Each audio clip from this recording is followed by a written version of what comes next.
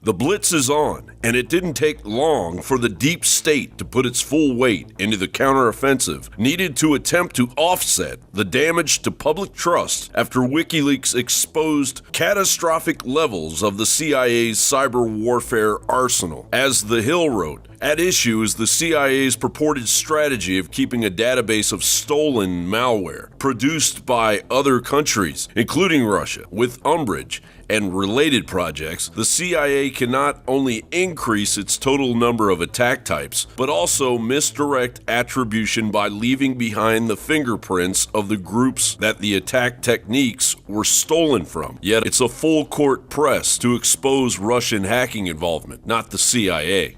We're here to announce a major law enforcement action related to one of the largest data breaches in U.S. history.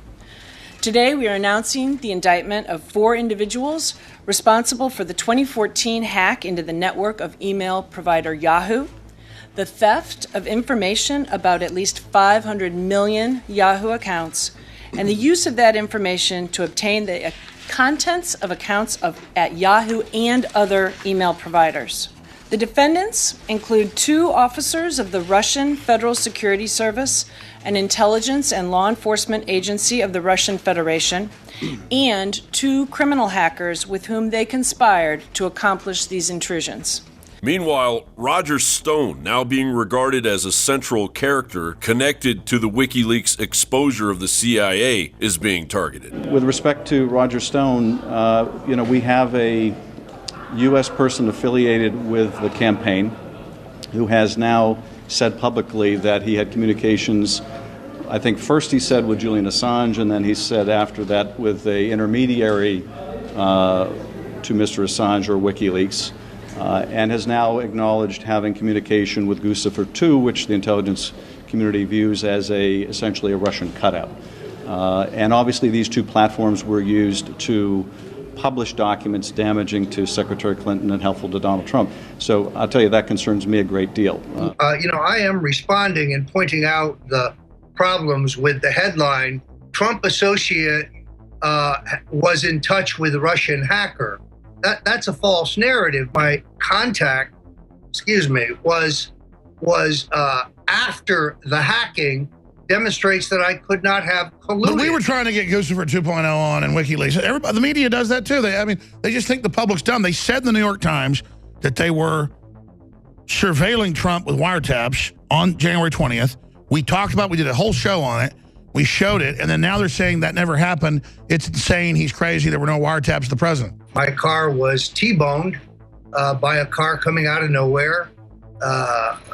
The windshield so darkly tinted you could not see who was inside the car. It was stunning. The airbags went off. They came in at the passenger door where I was seated. And then the driver threw it in reverse, even though he had sustained some damage, and took off. Propaganda, espionage, blackmail, subversion. The 21st century versions of these are fake news, hacking, compromat, and political capture. The Russians have been at this for a long time. Last month at the Munich Security Conference, Russian Foreign Minister Sergei Lavrov didn't mince words about his country's intentions when he looked forward to the creation of a post-West world order. Mr. White House's very statement is fake news on its face, as Mr. Lavrov's explanation of a post-West world order is far more complex and diplomatic than what was presented by Mr. White House to the American people. He said he hoped responsible leaders will choose to create a just world order, if you want to call it a post-West world order, essentially an end to the deep state's global pillaging. We are witnessing a full-scale public war of Russian and American spy agencies, emboldened by the 2013 legalization of propaganda upon the American people, and the deep state mouthpieces attempting to hijack what may become historic hearings on Capitol Hill in the coming weeks ahead. John Bound for Infowars.com.